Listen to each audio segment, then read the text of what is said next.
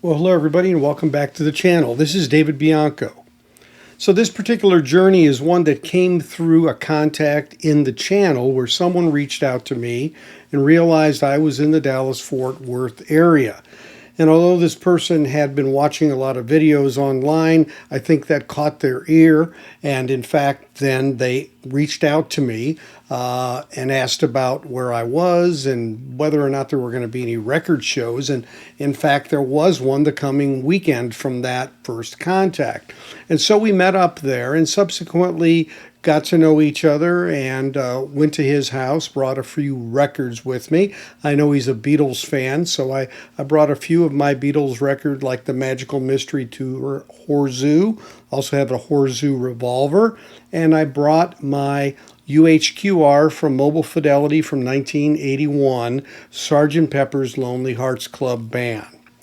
And so in doing that, kind of opened up him being able to hear a few of the records that he had been wanting or desiring. And maybe with the prices they are in the market, it's a little bit tenuous to take that leap, especially on the Sgt. Pepper UHQR, because that's quite expensive. The Horseshoe's $100 to $200 maybe, depending on the condition, whereas the Sgt. Pepper, you're getting closer into the high hundreds, low thousands for it to get one. I did a video back about a year and a half ago about my acquisition of that particular Grail as well.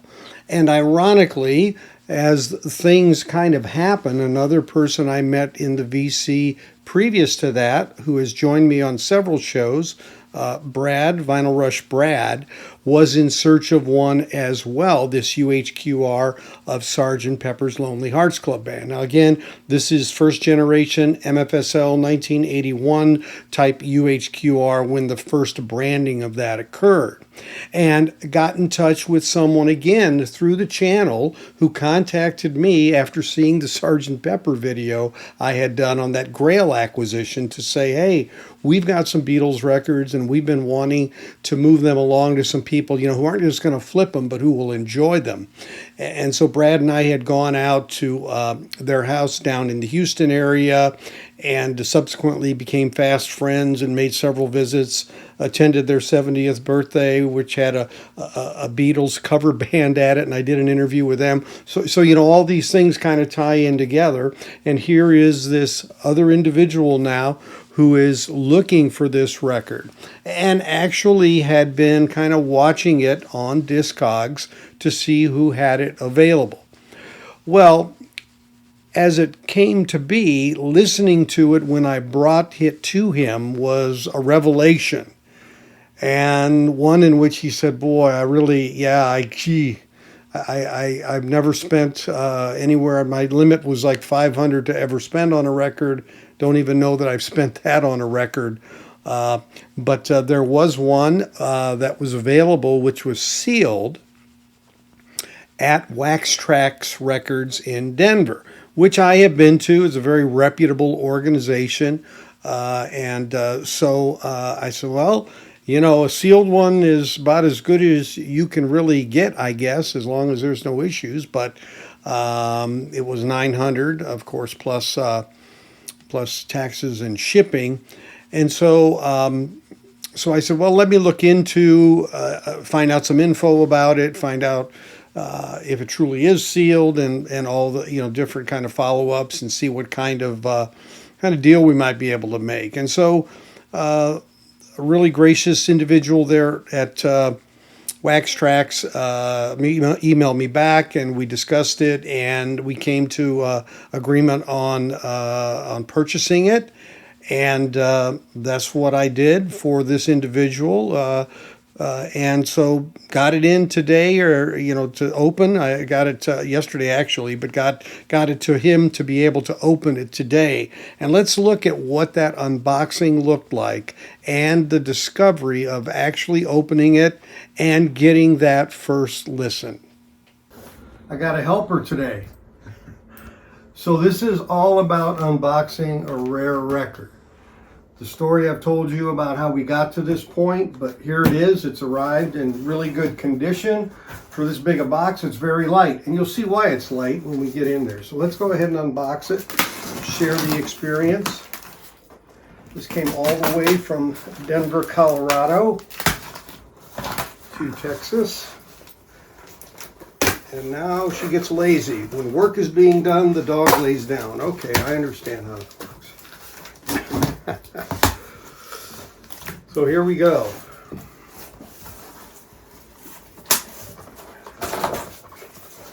Plenty of padding. Little egg carton here to take on any bumps. And it's very well protected here. Start to reveal here. So it's very well protected. You know, it's important when people are buying records, especially of this rareness and cost, that be well packed. So thank you, Wax Trax Records in Denver, for doing a great job of that. I'm going to take off these paddings and get to the real important stuff here. And we even have underneath some more padding. So well done. So this is UHQR, Mobile Fidelity Sound Lab.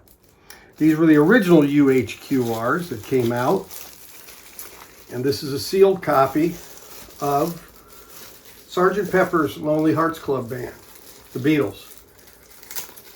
A very special record to a lot of people, myself, and the person that has purchased this, a fellow VC member here in the Dallas-Fort Worth area, who heard this and couldn't live without it, and that is sealed. And I'm telling you, no corner dings. This is just like it would have been in the early 80s when it came out, except back then it was $49.95.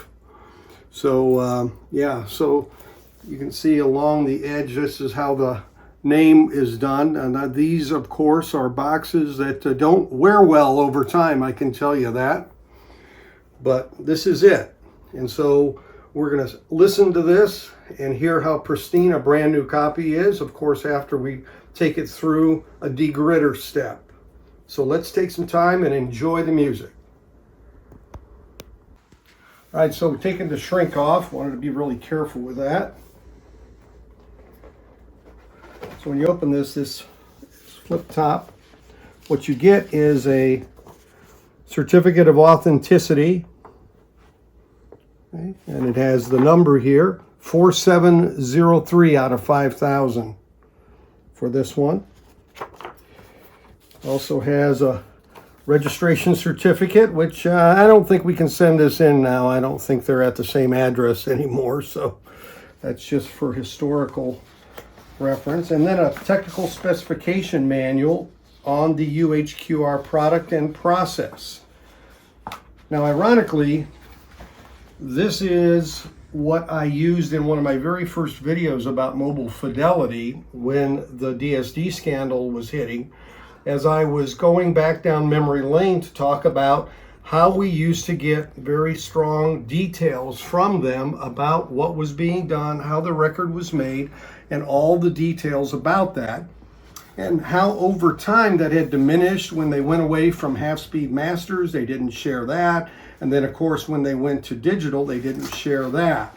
So it was quite a evolution in that regard, but this is where all things began here, in very huge transparency at the time.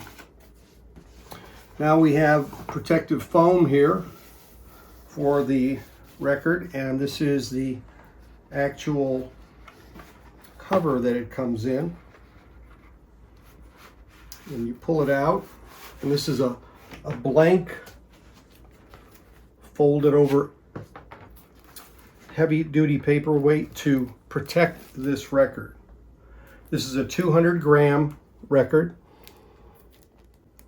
Sgt. Pepper's. And this is where the beauty begins. And we're going to put this through the degritter, and then we're going to play it, which is why we buy it. So the degritter is going to do its magic. It's magic massage, ultrasonic cleaning on both sides. It's got a timer on it. It's going to go through a drying cycle, of course.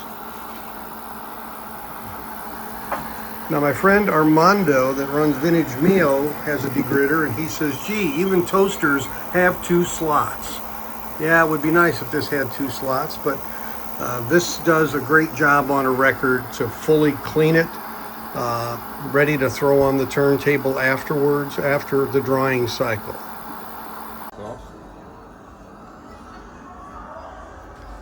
So what possesses grown men to spend $600, $700, $800 on one record? Well, first of all, it has to be a pretty special record in the sense that the material has to be something that really means something to us, of course.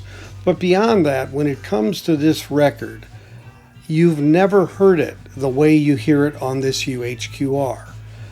As a matter of fact, one of the thoughts I was having, and then was mentioned by the gentleman as we were listening to it, is like, imagine what the master tapes sound like if this sound is so good, so crisp, everything about it so detailed, hearing things you've never heard before, hearing details that really give the proper emphasis to something that maybe was there in the background, but now it's front and center.